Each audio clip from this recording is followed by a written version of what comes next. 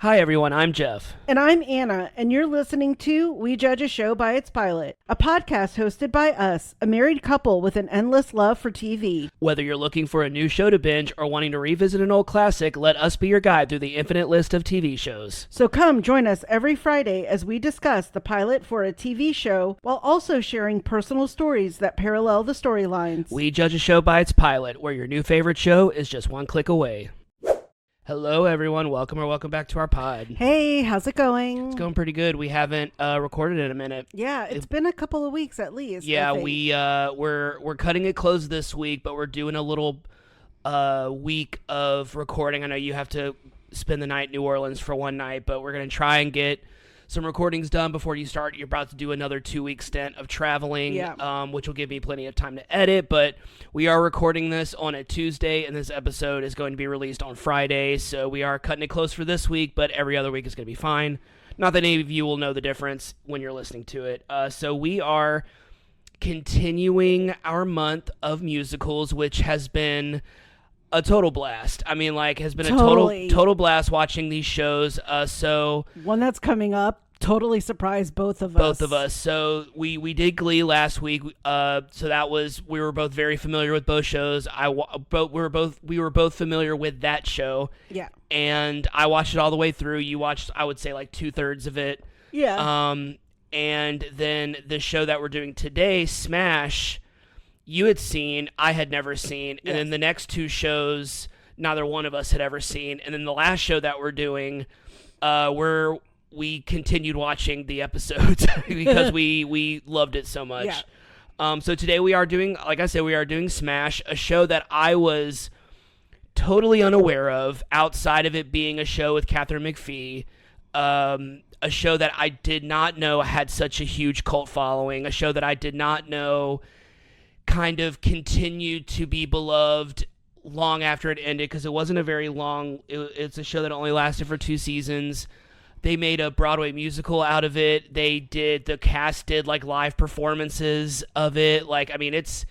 It's pretty crazy that it's so crazy when you find out this thing that has a huge fandom that you had no idea about. Right. And I think that was what was interesting, was I was surprised you hadn't heard of it or really not at all. I mean, kind of watched it, but not really. Yeah, but not really. So and I think that's the thing with fandom and the way the internet is that there are so many of these fandoms now, even for the smallest show. So I think it's great. There's a fandom site for every single show that we have done, all 100, and I mean we've done a couple of double features, so we're at least at 120 shows that we've done so far.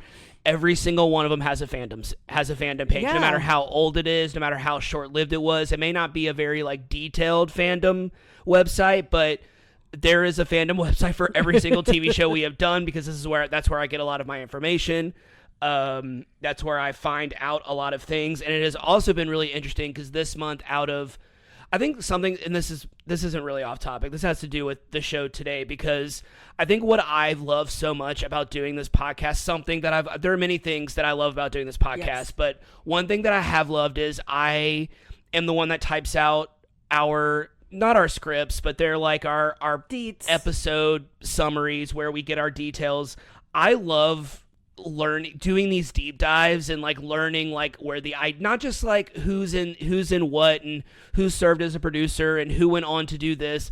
I love learning about where the idea for the show came from, and where is it based on something real? Is it based on a real incident? Is it just something that people made up? The last episode that we're doing for the last show this month, it started out as a conversation between two men who are talking about one of their favorite movies, which is American Werewolf in London, and what would it be like if they stumbled upon a musical instead of a horror story. Right. And that's if you know what I mean, then you know what show we're doing at the end of the month, but because it's very obvious once you know the plot. But and I just thought that was fascinating. And for this one, it's a little bit more straightforward. I feel like whoever wrote this, you'll get into all that in a second, really just, I mean, he was a playwright, so she was a playwright. I was looking at the wrong thing. I was looking at the director. She started out as a playwright, so that makes sense. So she is probably resembling herself after the Deborah Messing character. But yeah, so we got a lot of fun stuff to talk about this episode. So Anna's going to do what she always does and give us some episode and series information. Smash pilot. Smash was an American musical drama that aired on NBC from February 6, 2012 to May 26, 2013 for 2 seasons and a total of 32 episodes. The series was created by Teresa Rebeck, a writer who has written plays such as Seminar and Dead Accounts, TV shows including 41 episodes of Law and Order: Criminal Intent, and films such as Harriet the Spy and Gossip. Gossip is such a good movie. And Harriet the Spy, R.I.P. Michelle Trachtenberg. Smash was developed by Robert Greenblatt, a producer who has helped develop many successful shows such as Beverly Hills 90210, Melrose Place, 6 Feet Under, and Nurse Jackie. He currently serves as one of the executive producers for The Gilded Age. Fun fact, Steven Spielberg serves as an executive producer for Smash. The pilot was written by Rebeck and was directed by Michael Mayer, a director mostly known for working on the stage, but has also directed films and TV shows. Smash centers around a group of characters creating a new and original Broadway musical about the life of Marilyn Monroe called Bombshell. The series shows the lives of the writers, director, producer, and actors as they try to navigate the chaos and hardships of working on a Broadway musical. The series features original music composed by Mark Shyman and Scott Whitman Shyman, and composed the show's theme song. The series stars Deborah Messing as successful playwright Julia Houston, Jack Davenport as Derek Willis, the ruthless director, Catherine McPhee as Karen Cartwright, an aspiring actress from Iowa, Christian Borle as Tom Levitt, Julia's longtime writing partner, Megan Hilty as Ivy Lynn, a seasoned stage actress tired of being in ensembles, hoping to land the lead in Bombshell, Raza Jaffrey as Dev Sundaram, Karen's boyfriend, Jamie Sepiro as Ellis Boyd, Julia and Tom's personal assistant, Angelica Houston as Eileen Rand, the show's tenacious producer. Love her. Brian Darcy James as Frank Houston, Julia's husband, Emery Cohen as Leo Houston, Julia and Frank's teenage son. Did you even realize that was Emery Cohen? I didn't notice that. Yeah. I had to go back and look. I'm like, wow, he is a baby. Yes. So for those of you who don't know who Emery Cohen is, if you watch the OA, he was Homer in the OA. And in Brooklyn. And then in one of your all-time favorite movies, Brooklyn, he plays, what was his name in the movie? Stereotypical Italian man in Brooklyn. It wasn't Frankie. That was his little brother. Now I can't remember. Yeah. You want to say like Bobby or something like that. Yeah. Frankie, Louis, Peter, Pietro. We'll remember at 2:00 in the morning. Yes, it'll hit me. And it is one of my favorite movies, I promise. I know her last name is Fiorello. All right. Smash also had a trend of featuring known Broadway actors, including Jeremy Jordan and Will Chase. Annalee Ashford appears in the pilot as an actress auditioning for Bombshell. Smash initially received positive reviews and had solid ratings, but as the first season progressed, ratings declined and the series began to fall into obscurity. By the end of season 2, the series wasn't even breaking the top 100 in ratings and was canceled. However, thanks to streaming, the series has maintained the cult status among fans of musicals. The cult status of Smash was so apparent that a reunion special live event of Bombshell the Musical was performed in December 2014 and included the original cast from the series. Hit List, the musical featured in season 2, had a live performance in 2013 and also included the original cast from the series. And most recently, Smash itself was adapted into a Broadway musical that premiered in early 2025 but only ran for 84 performances. You can currently watch the entire series on Peacock. So one of my favorite Instagram personalities is a guy named Tyler Warwick, and he does all of like the Twilight parodies and all of like the parodies of stuff. And I remember him posting a selfie. He was going to see Smash the musical on Broadway, and he was like, this is like one of my all-time favorite shows. And I remember like looking at it being like, Smash, like this is before we even decided to do this for an episode, and I just like remember looking at it and be like, Smash, like what, that show with Catherine McPhee? And I remember like looking it up, be like, it only lasted like 2 seasons. Why are they making a musical out of it? I had no idea of the fan base that it had. I was not aware. Okay, so you had seen the show before. So did you ever do like any rewatches? Was this your first time rewatching the pilot? This was my first time probably rewatching the pilot Since because 2012. Yeah, because I'm trying to think. I think I watched all of season 1. Yeah. And then maybe I lost track of season 2. So I will say I watched it probably because of Deborah Messing and Catherine McPhee. I was a big American Idol person. Right. And so I loved her from that. And I just loved the idea of seeing what happens and what goes on in developing a Broadway musical or a Broadway play, and just how all of that starts and, really from the ground up. And that's in addition to the auditions and the production and all of that, just the kind of behind the scenes with the writers, the directors, the money, the producers, and just all of that seemed really interesting to me. I don't think had been anything like it. So I was intrigued very much about that. In fact, today, I think, or maybe yesterday, I was telling you about Cabaret closing. Yeah.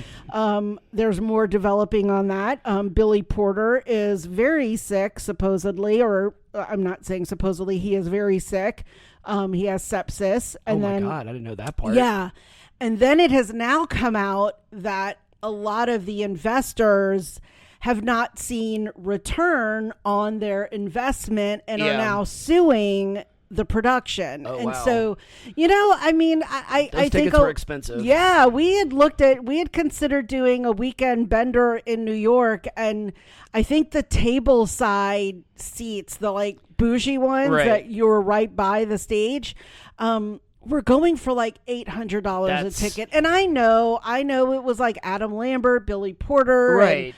Those are great, but I think that's what has disappointed me a little bit in like ticket resale and all of those things, is the high cost. But then that goes to show, like, if you invested money, you would at least hope for a return and then some, because that's why you're investing. Yeah. And they've talked about this thing making like $90 million in its run, and I'd be like, okay, where's at least my $50K? Yeah. And then maybe at least another extra hundo. But again, I don't know all about that, but that's what this show was about. Right. And that's what I found intriguing, because those are things you just don't see usually. So what was it about the show that kept you watching, though? Was it just watching the process of it? Yeah. Oh, for sure. It was just seeing all of those conversations, the people auditioning, them talking about it. Then you had the ingenue, the new girl, but with the seasoned, girl who had been in the chorus waiting for her big break. That reminded me of A Chorus Line. Yes. That reminded me of A Chorus Line. And I know that's one of your favorites. Yes. So, and that was kind of how I was perceiving it. Now, mind you, again, I always remind people I had never seen A Chorus Line on stage in its original concept, that it was the reverse, that it was people trying to hang on for their last job, right, versus the movie where it sort of seemed it was like a mixed bag. It was a mixed bag, but a lot of new people trying for their first shot. I hope I get it. Yeah, so that's what I did. I think I really compared it to that. Yeah, but with all the other stuff, like seeing how it was written, how it was choreographed, the costuming, the relationships, the fighting over money, the fighting over the parts, and the person you wanted, the person you were devoted to. And it's really interesting that they've never really made a show about that before, especially in the 2000s. We're in 2012 with this show, but like in the 2000s, like musicals were hot. Like they were making a major movie musical like once a year in the 2000s, and it just really strikes me as interesting that it never was made into a TV. Maybe people thought people wouldn't be interested in it. But or I maybe... think by that point, that when Smash was on, like American Idol had been around for a while. The Voice, I think, had already started. Then you had like TV shows like Glee that were really very popular. Movies like Pitch Perfect and not that there hadn't been movie musicals before, but now by 2012, it was really in like social media time and people talking about it and being able to talk about it. It's interesting that we did Glee first because I feel like Glee really kind of opened up because they talked about it many, many times on the making of Glee that like TV show musicals just didn't work. Like they've tried in the past, not specifically those creators, but people have tried in the past and it just didn't work, and Glee somehow figured it out, and so they were like, okay, and then I feel like this show came around and they were just like, oh, okay, like we can do it. We just have to do it different. It can't be like Glee. We have to do it in a different way. And I feel like maybe Broadway was kind of like really hopping at that point. I think there were a lot of really new musicals going on at the time. People weren't necessarily going to New York to see, they were going to maybe see like My Fair Lady and like some other classics, but which we talk about My Fair Lady in this, but we talked a lot of classic musicals, but there was just a lot of like newer musicals coming out that a lot of people were wanting to go see, like Wicked and a lot of others. So I knew that this show existed. I had no idea what it was about. I knew it was called Smash. I knew it was a musical. It wasn't about hamburgers. I thought it was it's not a ripoff of Smosh.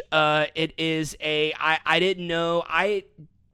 It's a musical. It's more of a show about a musical. It is. They do sing and stuff like that, but like it's not a traditional musical, which I think they're not belting out songs, right? And it's not like watching Glee, where it is kind of like Glee, where it's in like in an environment where you are expected to be singing. Yeah, it's not like breaking out into song like in the two shows that we're doing after this, but in a different way. So I didn't know anything about it. I knew Catherine McPhee was in it.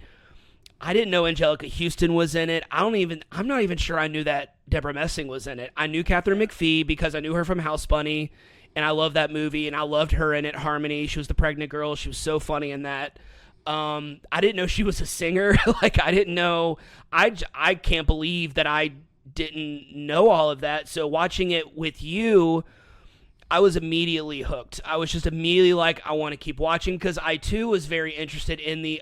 I was sitting there realizing, like, I've never really thought about, like, how much work goes into creating not just a musical, but, like, creating a new musical. Like, not I think maybe reviving one is more about, like, the licensing and casting, but with creating a new musical, it's everything. Like, it's literally everything. Like, are people going to care about this? Are people going to want to watch this? Like, Marilyn Monroe is such an icon. It seems like of course, people are going to want to go see it, but I just found it really interesting to watch the process of, I'm like, oh, it takes years. It takes years for a musical. Yeah, of course, it's off Broadway. Then they've got like the West End. You have your previews. You have your previews like in maybe Boston or LA or Atlanta, where you kind of like workshop it. Maybe you tour.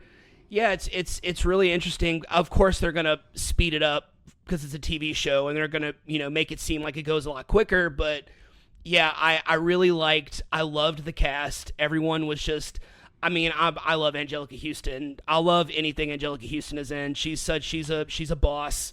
She's a legend. But yeah, I loved the whole cast. The original music was really impressive. I really liked that. Of course, there's some covers. They're not like super long though. I feel like the original music they really focused more on. I think like the covers were more of just like audition songs or stuff like that. But yeah, I would definitely keep watching. I definitely wanted to keep watching. If you were like, let's watch some more episodes after we record this, I'd be totally down. But yeah, I can't believe I never watched this show before. I mean, it's pretty insane, especially the era where that was the era where I was like watching TV. So, you miss some, sometimes you miss some, they go under the radar.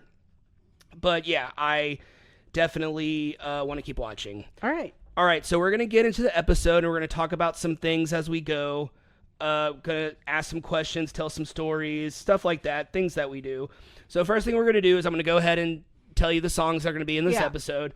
So we have covers and we have original music. For covers, we have Over the Rainbow classic from The Wizard of Oz, sung by Catherine McPhee. I Want to Be Loved by You, originally performed by Ellen Kane, who did the voice of Betty Boop, I think. Yeah. Or Helen Kane sang it, and then whoever Betty Boop was covered it, whatever. Sung by Annalee Ashford, which was a very funny scene. We got Beautiful, originally performed by Christina Aguilera. If you don't know what that song is, you're crazy. Sung by Catherine McPhee. Beautifully sung by Catherine McPhee. Happy Birthday, Mr. President, which was a really funny scene. Originally performed by Marilyn Monroe. And probably what defines the word cringe. If people were like, what does cringe mean? It's going to be, what's the origin of cringe? But still, it was a pretty legendary moment. And I guess it was live TV. Originally performed by Marilyn Monroe, sung by Catherine McPhee. Now we have original music. All songs are written by, like you said, all songs are written by Mark Scheinman and Scott Whitman. We have Never Give All the Heart, performed by Megan Hilty and Catherine McPhee. We have The National Pastime, which was such a great performance. That was the baseball, baseball one, performed by Megan Hilty and the male ensemble. And then we have Let Me Be Your Star, performed by, once again, Megan Hilty and Catherine McPhee. Seems like those two are kind of taking up the real estate for the songs that are going to be sung. All right, so we're going to start off with the plot summary. We have Karen, played by Catherine McPhee. She's a young Broadway hopeful, and she's belting out a beautiful rendition of Somewhere Over the Rainbow. As her voice soars, the sound of a cell phone ringing interrupts and brings Karen back to reality. She's at an audition, and the director really takes a call in the middle of her number. Karen calls her supportive boyfriend, Dev, to vent about how the audition was a bust. Later, she learns from her agent that she was considered too girl next door for the part. Karen voices her continued frustration over not being sexy enough for roles. So we're going to get into the first question that I have for you. So you did theater in like middle school, high school. Yes. You did theater and stuff. So do you have like a memorable audition story? So the two things that I did in high school were Grease and One Flew Over the Cuckoo's Nest, one musical, one play. Mm-hmm. And when I did One Flew Over the Cuckoo's Nest, there were very few female parts in that. It was Nurse Ratched, there was a nurse, and then there were like 3 prostitutes, I think, and I don't think my mom would have liked me to audition for the prostitute role, so I didn't do that.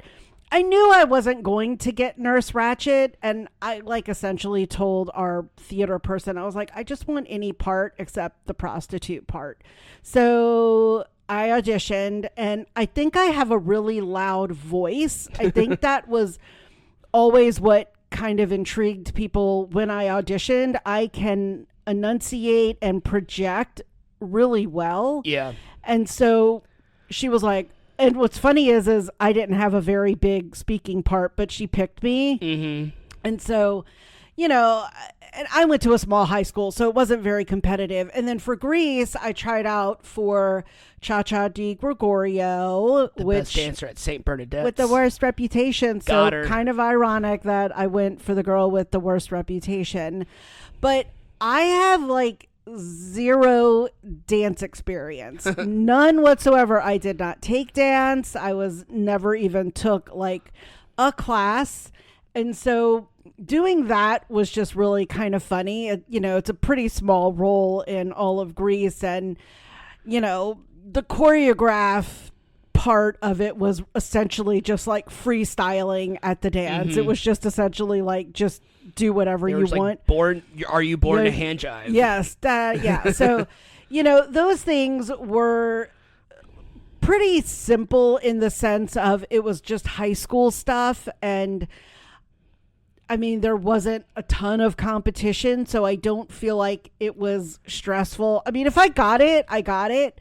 If I didn't, I don't think I was going to like cry over it. It wasn't like, the make or break me of my life. I just wanted to do it because, again, as I have told a lot of people and a lot of times on this podcast, if there was ever anything school related, my mom would let me do it. Yeah. And so this was just another after school activity that I could do to hang out with my friends, meet new people, and just have fun. Mm-hmm. And she always supported that. So I always appreciated that about my mom in that way. Mm-hmm. So she was always like, all right. And so, yeah, so she would help do stuff for me for that. Yeah. What about you?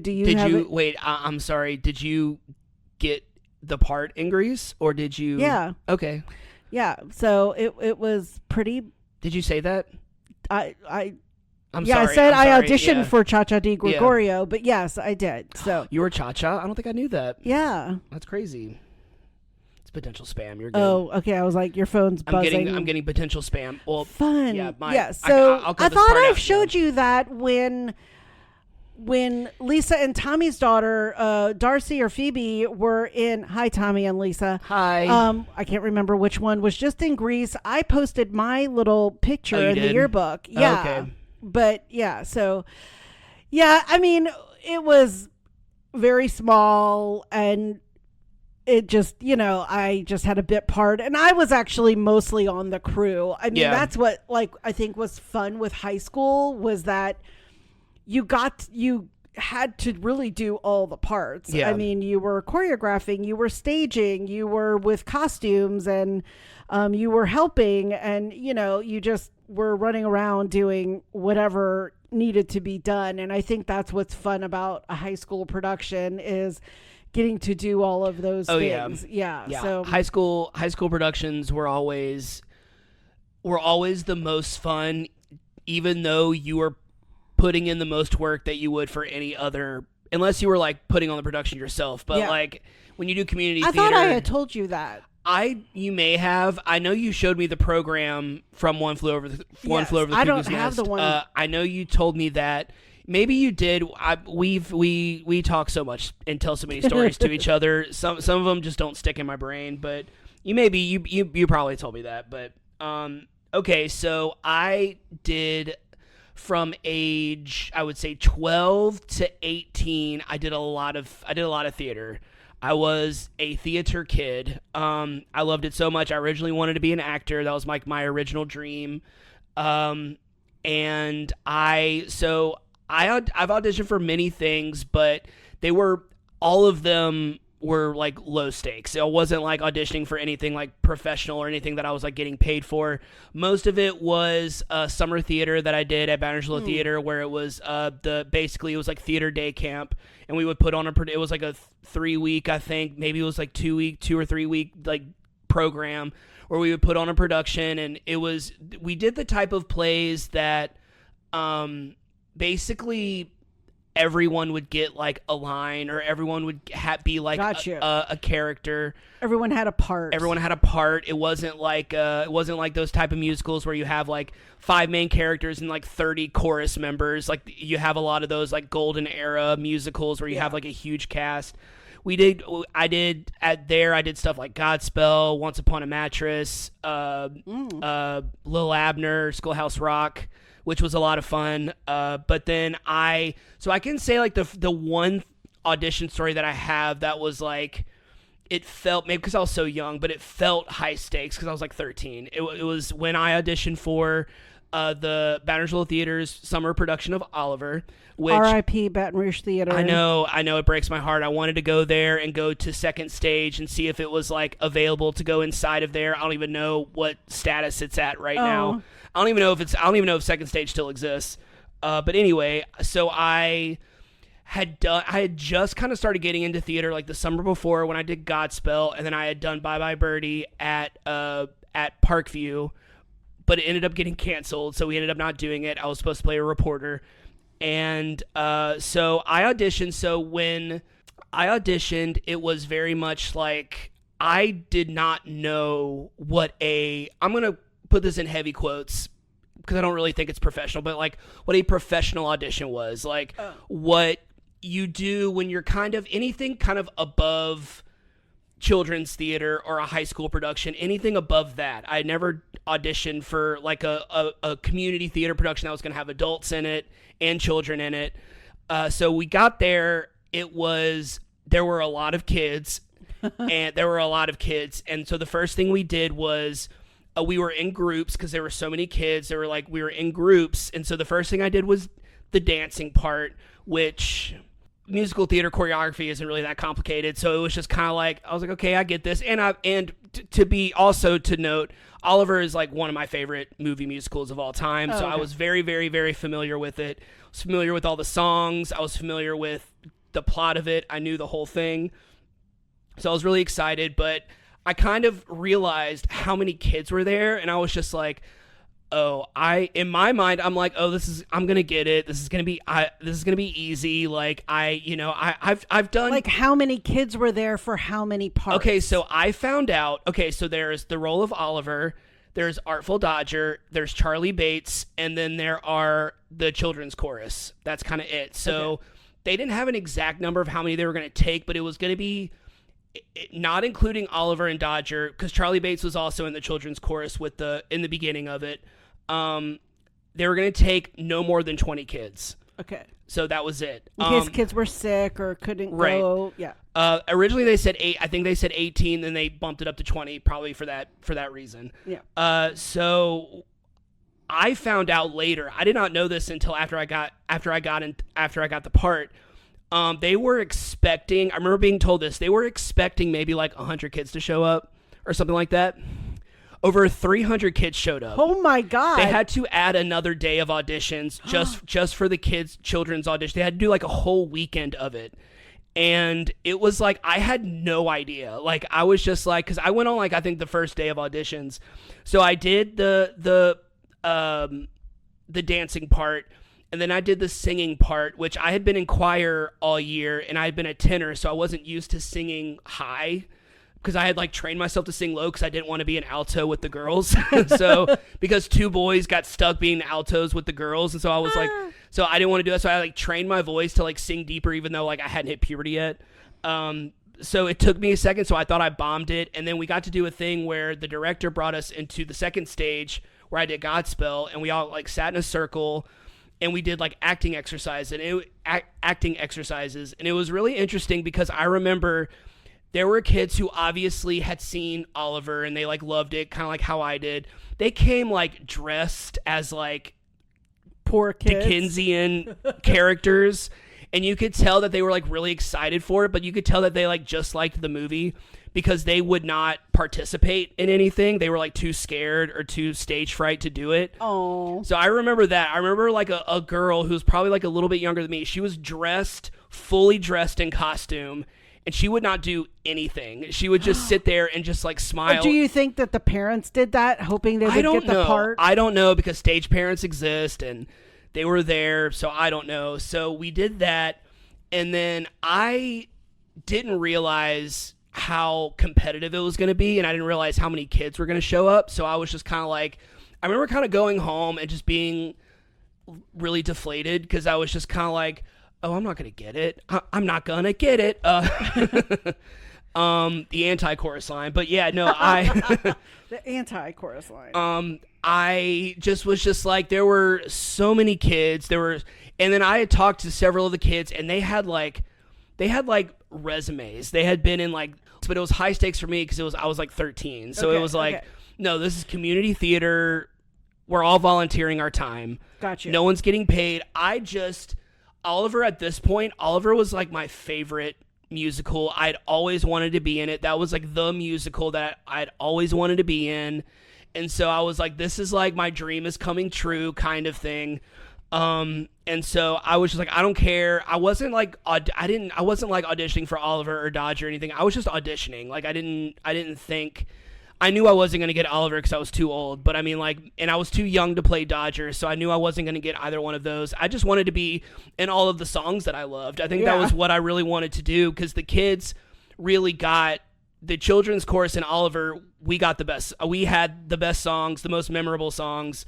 We were in like 90% of Act 1, so it was like we kind of carried, I'll say we kind of carried the first act because it's so much about like Oliver and Dodger and the other pickpocketer kids, and it's all about kind of us in the beginning, and then it turns into a completely different play in the second act. So I was completely deflated. And then I remember going to my dad's house because they were driving me to my last choir concert of the school year. This is at the very, very end of 7th grade. And they were driving me to a concert for my last choir concert. And so I go over there, and my dad, there was like a little Post-it note, and my dad was like, hey, you got a call. And I was like, okay. My dad, he like showed it to me, and it said, Jeff, call back Wednesday, whatever day it was at whatever time. And my dad did that just to kind of like, surprise me, and I would get excited, and him and Shelly like had big smiles on their face. I'm like, I got a call back. I was just like, it was like, it was like, okay, this isn't so bad after all. Like this isn't it. It was the first time that I like truly felt like I had accomplished something. It was like the first time I truly felt like, oh, they like me. They really like me. It was one of those kind of moments, And so we went to the callback, and it was a lot more chill because there was like a lot less of us. And at that point, I kind of was like, I'm going to get it. I was like, at that point, I was like, I'm going to get it. Hopefully I'm going to get it. I kind of had to I had to force myself to believe in myself, basically, that I was going to get it. And I remember being at my mom's house and Tyler calling me, and he was like, hey, there was a message. And I'm like, okay. And Tyler being Tyler, he was like, I'm like, and who was the message for? He was like, for you. I'll never forget that, because me and my mom used to say that all the time. It's for you. And then, so our director had a British accent, and so Tyler decided to tell me the message in a British accent. Of course. Because he's Tyler. And because I think he also loved Oliver, and I think he wanted to be a theater kid, but he didn't. He was more of a sports He was more of a sports guy, but he went to all of my plays. I remember he loved Godspell so much that he asked his mom to bring him to another performance because he wanted to see it again, because he loved it so much. Tyler was a secret musical lover. He just couldn't compromise his rep, especially at Parkview. So I think he lived vicariously through me because I was a theater kid. So yeah, we did Oliver, and I will kind of go ahead and say that, like, it was the summer. It was like, it was the best summer of my childhood. Like, it was the first time that like I met other theater kids, really, and I was like hanging out with them. I wish I would have stayed in touch with them, but that was just the time. We were boys, we weren't calling each other on the phone and stuff like that. We had Insta Messenger. Some of us stayed in touch. I stayed friends with some of them. I'm still friends with a few of them, like on social media now today, but it's not like I like talk to them or anything. But it was one of the best summers of my childhood, and I had a great time. I remember when the reviews came out in the Advocate for Oliver, it really kind of pissed a lot of the cast off, because basically the review was, the kids stole the show, everyone else was okay. Aww. That was basically what kind of happened. And it was like, not literal. No, it was pretty much, that's what it said. It was like not that specifically, and the adults and the crew did not like us because we were kids, we were loud, we were rambunctious. We had our own little like loft all the way into the back of the backstage. They could still hear us. We were so loud, like. So I get that part of it, but I think there was also a little bit of like, of course, the kids come in and they're so cute. And we had like a little 5-year-old girl in the chorus. She was like adorable. We had like another little girl that was super cute. Aww. So like, I mean, it was a blast. Summer of 98. Yeah, summer of 98. I was 13. But yeah, that's pretty much my really only quote unquote professional, because it wasn't professional, it was community theater, but it was the closest thing to like a professional, a big production, not school based. No, and that's kind of the only big production I ever did. After that, it was pretty much all like high school not community theater, summer theater stuff. But yeah, that's Oliver. That's why Oliver has such a special place in my heart. Aww. So yeah, that was it. So meanwhile, Catherine, I keep wanting to call her Catherine. Karen auditions for this thing, doesn't get it. Meanwhile, musical composers Tom and Julia spend some time together at Tom's apartment, accompanied by Tom's new assistant Ellis, who I am sus of already. I don't know if he becomes more sus as time goes. The writing team has put together some great musicals over the years. But Julia has vowed to take a break from work for a bit. Ellis browses one of Tom's coffee table books on Marilyn Monroe and suggests that she would make a great musical. But Tom and Julia write it off quickly. It's been tried before and it was a huge flop. Plus, everything seems to be about Marilyn these days. It's a tired idea. Still, the idea festers with Julia and Tom. Maybe there's something there. Julia arrives home to her husband Frank and her teenage son Leo. Frank has news that the social worker will be by soon to follow up on their request for adoption. Apparently, a new baby is in their plans. Julia mentions her new idea for Marilyn the musical, which Frank scoffs at. She and Tom are supposed to be taking some time off so she can be focused on the adoption. Julia insists that she's just talking hypotheticals. All right, next topic. Tom and Julia, it seems that Julia spends more time with Tom than she does with her family, as this is probably going to become a recurring theme for the show. Yes. So not on the podcast, we have talked in life about the unhealthy work relationships, the idea of like a work spouse. Yes. What are your feelings when people refer to someone as like their work wife or their work husband? It depends, because I think there can be some very slippery slopes. Like, I used to have a work husband. However, my work husband lived in Boston. Like, Yeah. I work from home. But he was just the manager that I used to talk to all the time. Yeah. However, around the pandemic, he was promoted. So he wasn't my like direct colleague anymore. He was now part of management. Mm-hmm. So we got divorced because, you just can't have those same relationships with someone who's, in a higher position than you are. And then I have like my besties, Sue and Holly. Oh, Sue has retired now. I'm going to cry. Aww. But now actually Holly just got a smaller promotion, so she's not my work colleague anymore. She is a colleague, but not like my direct level. Right. I think the whole work husband and work wife thing kind of becomes questionable when you're really sharing very deeply personal things with that person. Yeah. I share things about us, but there are absolutely things that I would never share about us with my work colleagues. Yeah. There are things I don't share about us with our friends or our family. So I feel like it depends on the situation and how or too close it becomes, because I feel like you need support at work. You need that person, that colleague that you can lean on, be it a female or a male. But you also have to know those boundaries and when they become too close. Like, if y'all are all of a sudden staying after work every single day, or now wanting to hang out on the weekends, and then y'all might have trips together, I'd be wondering about that. Like, I don't know. And so I like the idea of someone at your work supporting you and being there for you. Mm-hmm. But I think it has to stay at work. And I think that there is a line drawn. Like, if I was talking to my work colleagues and talking about if we had ever gotten into a fight and I was mad at you, or you did this and I didn't like it, or whatever, anything negative, I think crosses the line. Yeah. I think those kind of things don't belong outside of the relationship. And I think that then becomes the time when sometimes dynamics change between those colleagues. Yes.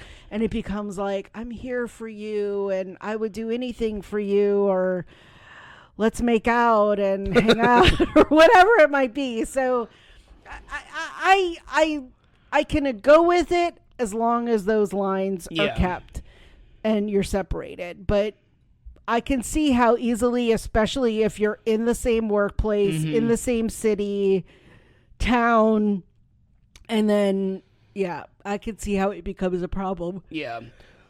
Well, on Smash, Tom and Julia clearly are strictly platonic. Yeah. There's no interest in that. But then you kind of have the other end of the spectrum. I would say a great a great example of that is Nurse Jackie. Oh God. Yeah, so where it's like it just goes to the extreme. It's like just one extreme to the other. And I feel like that's the only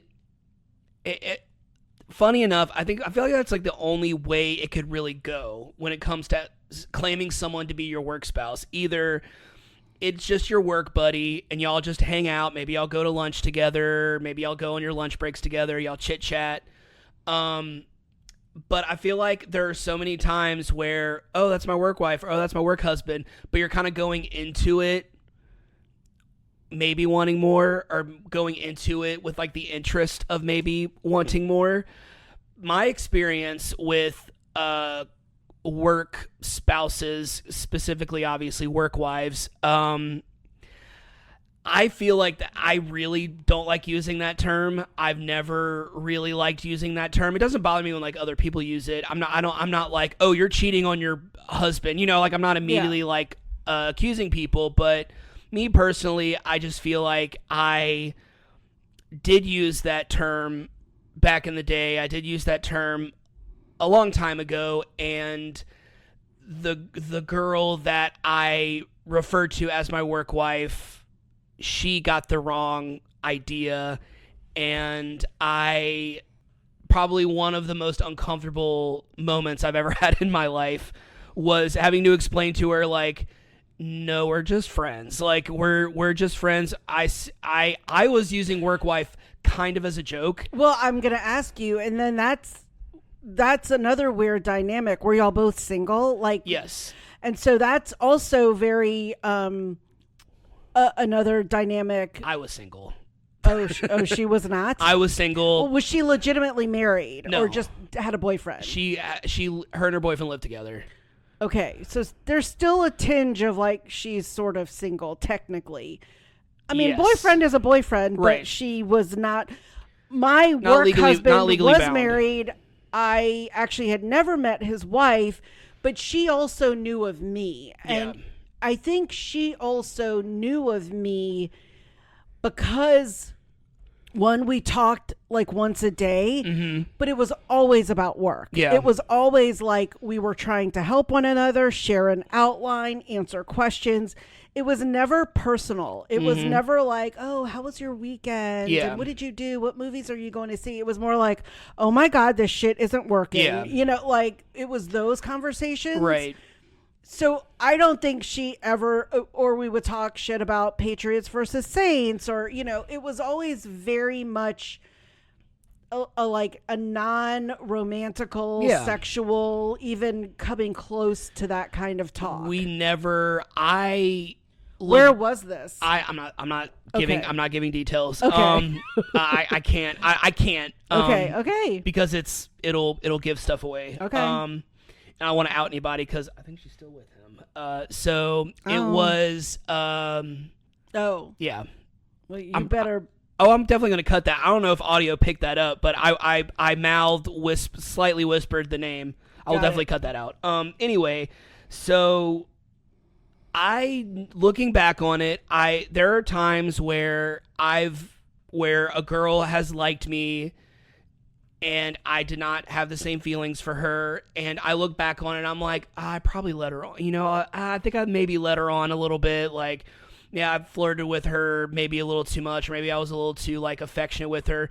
This person, I don't know where she got the idea that I was interested in her. Like, I look back on it and I like really looked, because I remember like I didn't want to talk to a lot of people about it because it was a very like weird situation, but I talked to very few people about it, and it was just very much like, you have not given the impression, they were saying, you have not given me the impression that you like this person or that you flirt with this person, other than like hugging her hello and stuff like that, and hugging her goodbye and stuff like that.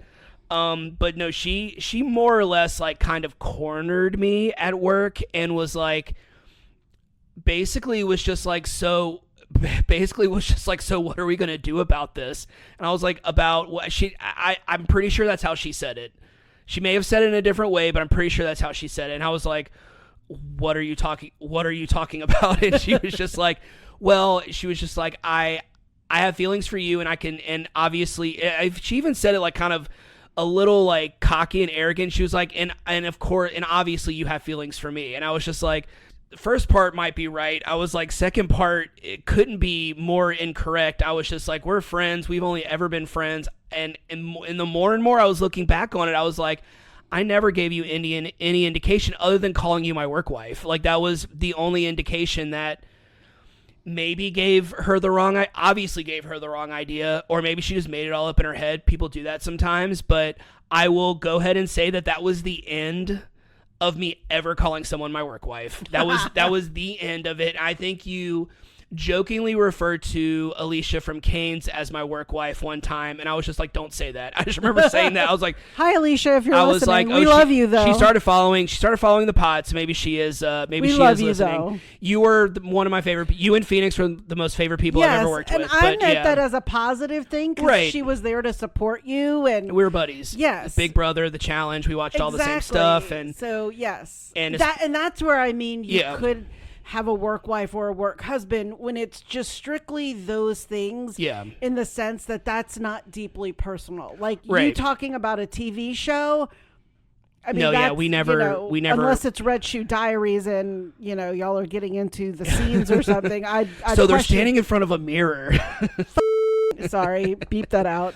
Cut that. Tone that out. Anyway, let's. So I will never, even if that person is my best friend, I will never refer to someone as my work wife. Gotcha. Unless I won't. Well, yes, and you are my work wife because we do this podcast we together. We do. Oh my God! But you can't say that now. I can't. Oh man, my wife might find out about it.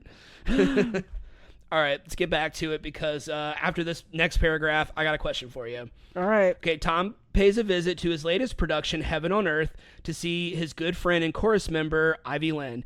So Ivy's been on the chorus. She's been working in New York and on Broadway for about a decade now, but she's never made it beyond the chorus line as a chorus member. And she's desperately searching for that big break that everyone's looking for at any actor. So, later, Tom has news that he might have just found that break for her. They're brainstorming Marilyn the Musical and want to cut an experimental demo song. He thinks that Ivy would be perfect for the track. Naturally, Ivy is elated by the opportunity. So I feel like this is a good time to ask you, because we're going to get into like them auditioning and stuff like that. What is a musical adaptation that you would like to see? So a stage adaptation that you would like to see. Grease 2. I should have gone with mine first because your answer is so much better. Well, I don't know. Has there been one? I'm sure that there have been some local productions of Grease 2 because that movie is, so beloved by so many. It is like the guilty pleasure musical. Courtney Miller was on a Dropout video where she like more or less does a whole dissertation defending Grease 2 because it's one of her favorite movies. And and I mean, like the shift has kind of changed. There have been so many YouTube videos about Grease 2, about how it has a better message than the first Grease. The only thing about Grease 2 is that it is like two completely different movies. Like it starts off as one thing and then it ends like a completely different thing. It starts off very Grease coded and then it ends very Rebel Without a Cause coded, and it's very much like, that's kind of what Grease was too, but it was just the songs are bad. Like, people but always, they're so good. They're give me Let's Bowl, Let's Rock and Roll over Tell Me More. Right. Give me Let's Bowl 100 times over. All right, well, what's yours? So I've had, this isn't like this may have been done before, but it is a jukebox musical. I want it to be set in New York City in the late 70s, and I want it to be all classic punk songs. Oh yeah. I would love that. It doesn't have to be about. It could be about like a punk guy or maybe like a punk band trying to make it, and kind of maybe like a Rock of Ages, but strictly like the Ramones, Sex Pistols, Stiff Little Fingers, Black Flag, like all these other like classic old Talking Heads, the Stooges, stuff like that. I would of course I would be first in line for that musical. But yeah, Grease 2 is the better answer. But there has to have been, maybe not professionally, but there has to have been somebody's done some productions of Grease 2 because people love that movie so much. And I love like all the kind of current jukebox musicals of current artists' music. And like in undergrad, I was in journalism and I took a radio, TV, film class, and I did a project using Billy Joel's music to kind of tell a story. We had to use music to tell a story. Oh, that's really cool. And so I had to like play his tracks, but also intertwine my story. And obviously now I think Billy Joel does have a musical based on his music. And so like something about like starting the fire or like New York City or Piano Man or something. Maybe it's all three maybe of it's those all titles. Of them. But because Billy Joel was like super popular in the 80s with MTV and all his videos. So he was really current then. And so, you know, I've loved seeing that. I mean, obviously it's taking a famous artist like Smash taking Marilyn Monroe and then, you know, using songs she sang, Happy Birthday, Mr. President, and all of like those kind of things. But yeah, so I'm trying to think of an artist. Alanis Morissette, of course, has her musical, which Jagged Little Pill, which I wish I could have gone to see. I think it's still running. I don't know. Maybe I can convince you to go to New York for a night and we go see it. Convince me? Yeah, I'm saying yes to that. Okay. But you know, those are just some of like my favorites. I mean, I would love to see those musicals develop. It's a matter of finding the story to them. Right. Again, a lot of the Greek tragedies always make great musicals. Oh yeah. You know, we love Hadestown and going to see it again in November. Yeah, we are. But what about you? Oh, did I already? I already said mine. I just said my little punk rock jukebox your musical. Punk rock, CBGB kind of. I would love that so much. So there is a movie about CBGB, and it's Alan Rickman is the club owner, and Malin Akerman plays Debbie Harry. Wow. Such a good movie. If you've never seen it, we should watch it because I love it so much. It has the Ramones, Talking Heads, Iggy Pop. They have all the Lou Reed, all the legends. I love punk rock. All right. All right. All right, so Karen and Dev, that's Karen's boyfriend who works for the mayor's office, meets Karen's parents for dinner, who are in town from Iowa paying her a visit. Karen's parents try to be Karen's parents. What a thing to say. Karen's parents try to be supportive, but naturally they worry about Karen's future as an aspiring actress in New York City. Dev comes to Karen's defense, insisting that Karen following her dreams isn't impractical, and that she's definitely going to be a star. Definitely kind of nice to see the boyfriend or the significant other being supportive, because I know generally it's usually the opposite. Who knows? Things might change as the show progresses, but it was initially just nice to see him being so like, no, my girlfriend's a star. It was very sweet, especially defending to the parents. It was just a very sweet scene. They have a very cute relationship. Right now, fans of Smash, don't spoil anything if things sour between those two. I don't want to know. Ivy, Tom, Julia, and Ellis get to recording the Maryland demo, and Ivy absolutely kills it. In secret, Ellis records video of the session on his cell phone. Shortly after, Tom and Julia discover the video online and angrily fire Ellis for posting the private session for the world to see. Now their musical could potentially be ruined. Julia frets that the Broadway bloggers will tear their demo apart, but the opposite happens. The video gets mostly positive reception, and even the harshest critics are excited to see what Tom and Julia have in store for Marilyn the Musical. When Ellis apologizes and begs for his job back, softy Tom lets him back into the project. It was his idea after all. Word. Once again, Ellis, I think he's shifty. I don't know what's going to happen with him, but he's giving me sus right out of the gate.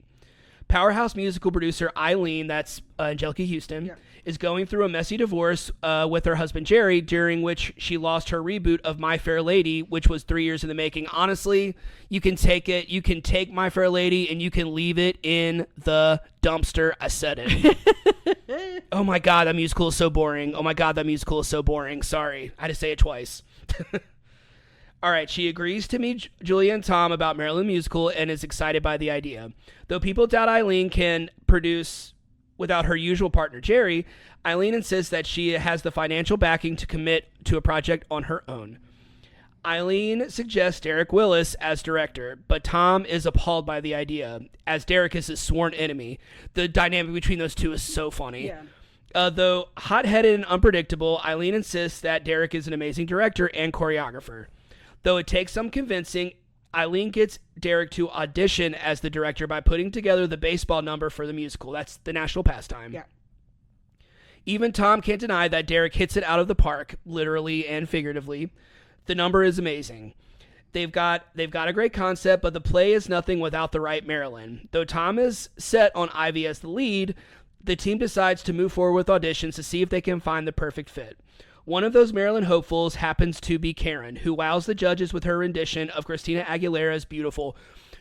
Maybe the first time I've ever heard Katharine McPhee sing. Oh, wow. Okay. I know that's an insane thing to say because she was on American Idol. I know she sings the end of the Marilyn song when they're like showing it online and you see her singing like the final. But hearing her sing Beautiful, good Lord, that girl has such a beautiful voice. She does. She's really talented. So she was what, like a runner-up on American Idol? Because I know other than like Kelly Clarkson and maybe like 2 or 3 others, the good ones always get cut right Jennifer at the end. Hudson. Right. Yeah. Karen's performance is raw and real.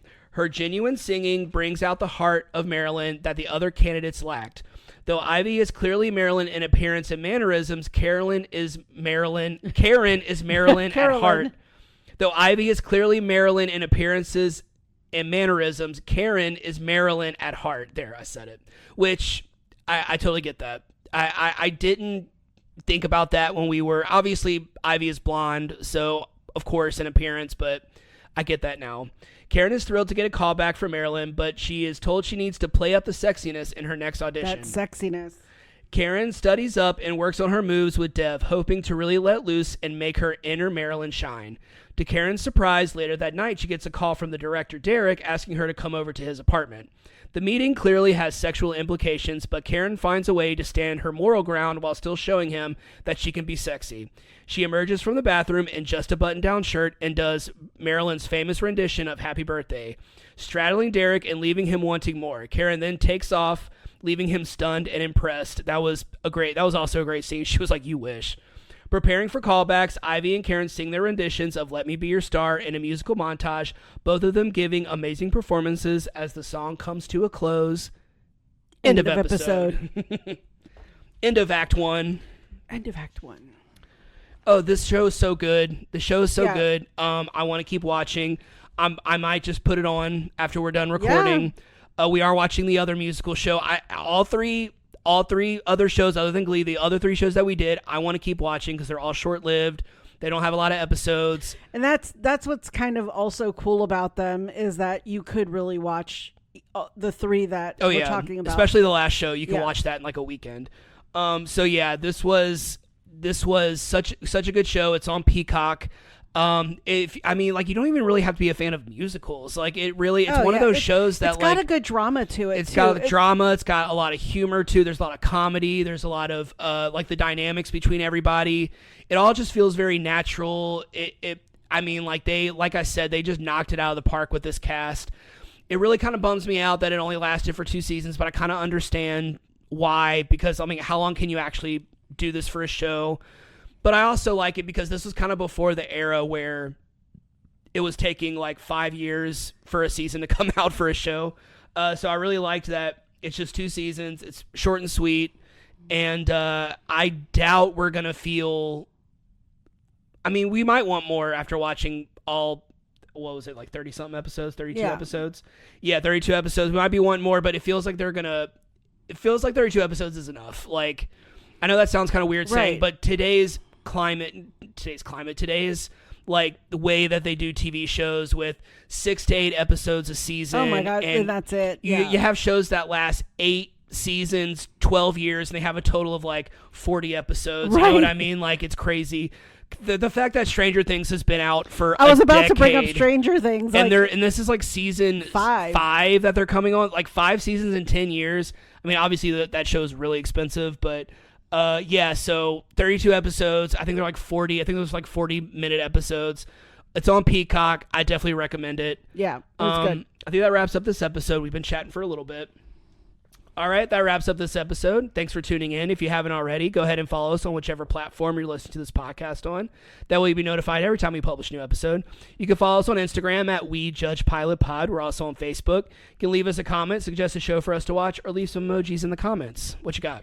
All right, I've got the theater masks, any of the music notes, the Statue of Liberty for New York, the birthday cake for Maryland, happy birthday, Mr. President, the dress, her famous dress that blows up, the baby, because they're adopting, the cell phone, and I also have cash for Angelica Houston. She's a producer. Yeah. Any of the dancers, baseball, the star. And doesn't Ivy throw up? Like, she gets sick. So the vomit emoji. Yeah, that's why she was late for her audition. So Yes. that was, they sent Catherine McPhee. Real quick before you do our outro, the Happy Birthday, Mr. President made me think of the Girls Next Door episode when Paris Hilton sings Happy Birthday to Mr. Hefner. All right, on that note, we are going to head out, but we'll talk to you soon. Thanks for listening.